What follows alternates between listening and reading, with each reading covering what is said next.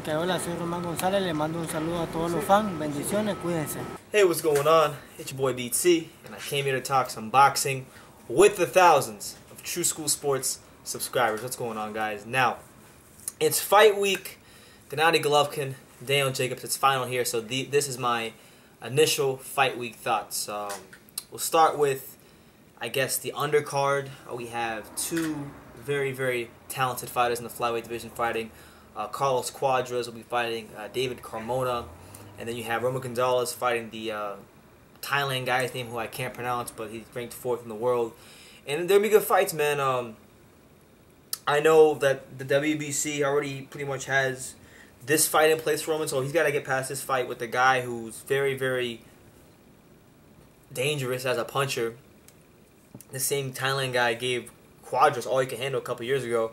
So it's not going to be a cakewalk for Roman. And then if he should get past this, he'll have to fight Cuadras next. So, you know, Roman Gonzalez fighting killer after killer, man. He's been fighting tough fighter after tough fighter. And, you know, I think a statement performance from him here definitely puts him, you know, on the. It keeps him as pound for pound number one. If he falters or has a performance where maybe he gets knocked on the canvas or gets beat down, but has to like dig deep and win, and Golovkin has a sensational performance against Jacobs, then maybe it pushes him down the pound for pound list. But as far as Roman Gonzalez, this fight's special for him because this is his first title defense at 115, and if he is to defend his title, that will mean that he's defended every world title he's won in every weight class at least one time, which I think is very significant, especially in this day and age of boxing where guys pick up titles, they vacate them, they move up. They don't really make title defenses. So if Roman's able to do that, it's another speaking point as to why he is currently the best fighter in boxing, because at 108, 112, and 105, he not only won titles there, but he beat the best guy in the division, knocking them out, became lineal champion. And on top of that, he defended every title he won in every weight class at least 3 times before moving up. So that already speaks enough to how good he is. This will even just add to that. So we're going to be looking forward to that fight. It's a dangerous fight for Roman, but it's definitely one that I feel he should win. We'll see what happens, man. It'll be a second fight at 115, and it's not going to be a cakewalk. Like people could definitely see towards the end of that Cuadras fight that he wasn't necessarily having the easiest time as the fight went on, but he was gassing in the later rounds. So will his body be 100% conditioned and ready for this fight? Will it be better suited for his second fight at 115 than the first fight? That's what conventional wisdom says, but we don't know. Some guys just cap out at certain weights, and this might be Roman's cap. But we'll see on Saturday night. Now, as for Gennady Golovkin, Daniel Jacobs, I mean, it's a big fight, man. It's a big fight. Daniel Jacobs, you know, he's been a guy that since he came back from his win against cancer, the ultimate win, defeating cancer, he's had what 10. I believe he's 10-0, and you know Daniel Jacobs is always, you know, he has deep amateur pedigree, a lot of power, someone that has in comparison to many of Golovkin's other opponents, a lot of self-belief in his abilities, and he seems very confident. And he's a full-fledged middleweight, which makes this an interesting fight. Now, I've already came out and said, and I know if you guys have been following the channel for any amount of time, that I don't think Daniel Jacobs has any chance of winning this fight. And it's not even a knock on Jacobs. It's more so a credit to how good I think Golovkin is. I think the amateur, with the amateur pedigree he has, with the level of ring intelligence he has. I mean, look how he fought David Lemieux. We saw what David Lemieux did to Curtis Stevens.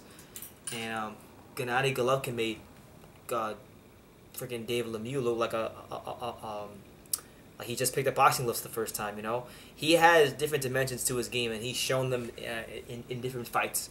And I think against Daniel Jacobs, we'll see that version of Golovkin against Daniel Jacobs. Now, Jacobs, one thing he does have going for him is like I said earlier, he's a full-fledged middleweight.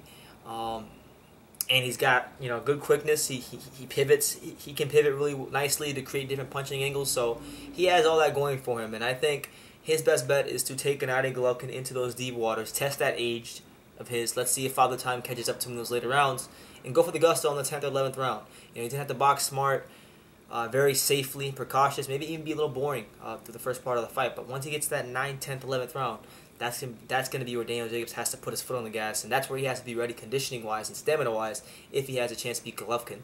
The winner of this fight, I think the winner of this fight, if Gennady wins, the Canelo fight is on the table.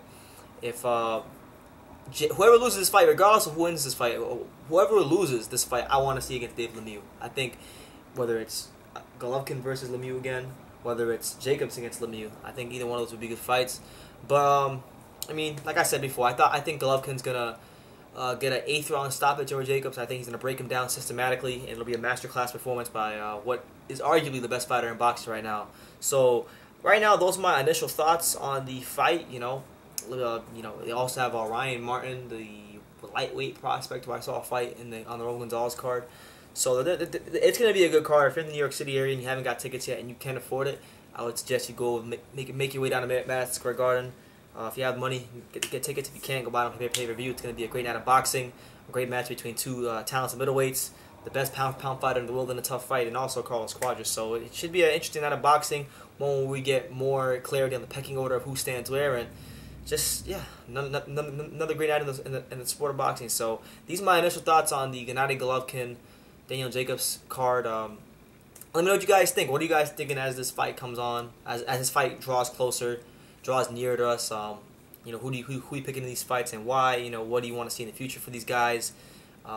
Just leave anything in the comments down below. Take the time to subscribe, and you can love me or you can hate me. But I'm just a kid from Dania. So until next time, take care, guys.